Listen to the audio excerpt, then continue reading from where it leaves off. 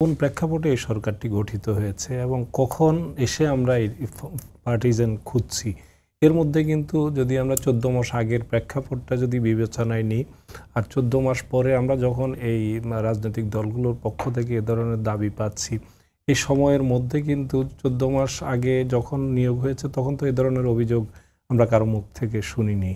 তার মানে হচ্ছে তখন সবার কাছে গ্রহণযোগ্য একটি ক্যাবিনেট ছিল এটি। তারপরে দু একজন যুক্ত হয়েছেন, তাদের ব্যাপারে যেমন ফারুকী সাহেবের ব্যাপারে এক ধরনের ভার্চুয়াল জগতে কিছুটা বিতর্ক তৈরি করা হয়েছিল, সেটাও কিন্তু সরকার খুব একটা কানে তুলেনি। শেষ পর্যন্ত ফারুকী সাহেব তার পারফরমেন্স দিয়ে কিন্তু ইতিমধ্যে মোটামুটি একটা জায়গায় এসছেন।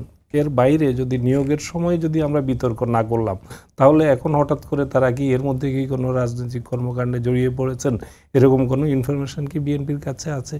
বা বিএনপি কেন, জামাতও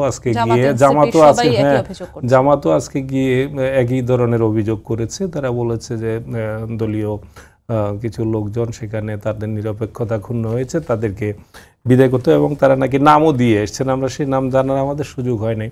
তো তাহলে আমরা এই যে একটি নির্বাচন, আগামী 4 মাস পরে একটি নির্বাচন, এই নির্বাচনের আগে আমরা যখন এই অভিযোগগুলো রাজনৈতিক দলের পক্ষ থেকে শুনি, তাহলে কিন্তু আগামী নির্বাচনকেই এক ধরনের আগেভাগে প্রশ্নবিদ্ধ করার জায়গা তৈরি হয়। যদি এই দাবি পূরণ ছাড়া ধরে নিলাম যে কারো কোনো রকম এই যে ক্যাবিনেট থেকে কারো অপসারণ বা পদত্যাগ ছাড়া নির্বাচনের পথে আমরা এগুলাম, তাহলে তো একটা পর্যায়ে নির্বাচনের পরে যদি নির্বাচনের ফলাফল নিয়ে এই প্রশ্নটা উঠে, তখন এই অভিযোগকে ভিত্তি করে, এই দাবিকে ভিত্তি করে বলবেন আমরা বলেছিলাম যে এই ধরনের উপদেষ্টা ছিলেন, তাদেরকে অপসারণ করে নাই, এই কারণে ফলাফলটা এরকম হয়েছে। এটা যে কোনো দলের পক্ষে এ ধরনের যুক্তি দাঁড় করানোর একটা জায়গা। এটা আমি মনে করি রাজনৈতিক একটা চাপের মধ্যে রেখে উপদেষ্টা পরিষদকে আরও বেশি, যাতে প্রত্যেক দলই চায় তাদের পক্ষে তাদের দাবি, প্রত্যেক দলের নিজস্ব কিছু এজেন্ডা, নিজস্ব কিছু দাবি দেওয়া থাকে, নিজস্ব ফেভার চান, প্রত্যেক দলই এটা রাজনৈতিক কারণে চান।